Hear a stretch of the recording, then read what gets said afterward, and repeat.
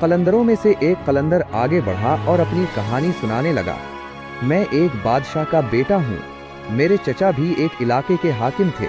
मुझे चचा के घर जाने का बहुत कम मौका मिला था, लेकिन एक बार मैं अपने वालिद से इजाज़त लेकर चचा के यहाँ गया। वहाँ मेरे चचा के बेटे ने मेरी बहुत आओ भुगत की। वो मेरा ही हम उम्र था। चंद दिनों में हम बेतकल्लुफ़ दोस्त बन गए। एक दिन मेरे भाई ने मुझसे कहा, मुझे तुमसे एक ज़रूरी बात करनी है।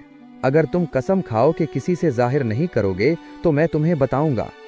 चूंकि मैं इससे बहुत करीब हो चुका था, इसलिए मैंने बिला झिझक कसम खा ली।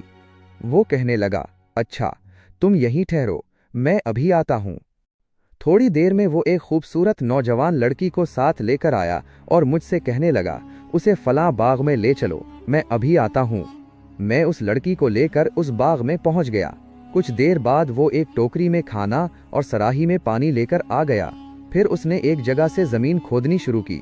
कुछ खोदने के बाद एक दरवाज़ा नमूदार हुआ।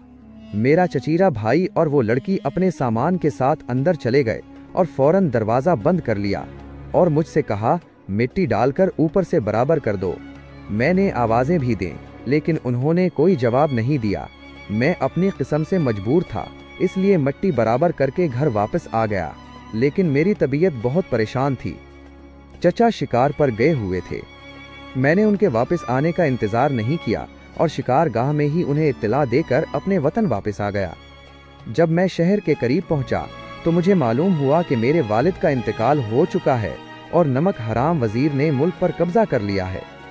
जैसे ही मैं शहर में दाखिल हुआ, सिपाहियों ने मुझे गिरफ्तार कर लिया और नमक हराम वजीर के पास ले गए।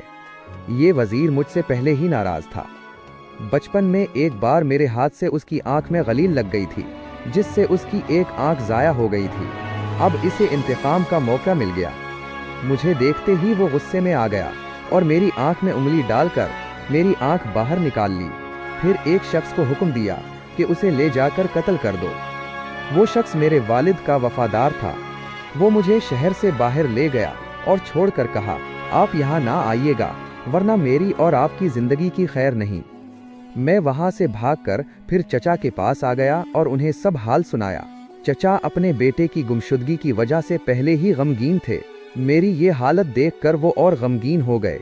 उस वक्त मैंने सोचा कि उन्हें उनके बेटे का असल किस्सा सुना दूं, ताकि उन्हें कुछ तसल्ली हो। चुनाचे मैंने अपनी किस्म तोड़ दी और सारा वाकया चचा से बयान कर दिया। चचा इसी वक्त बाग में गए और ज़मीन खोदकर इस तहखाने में दाखिल हुए।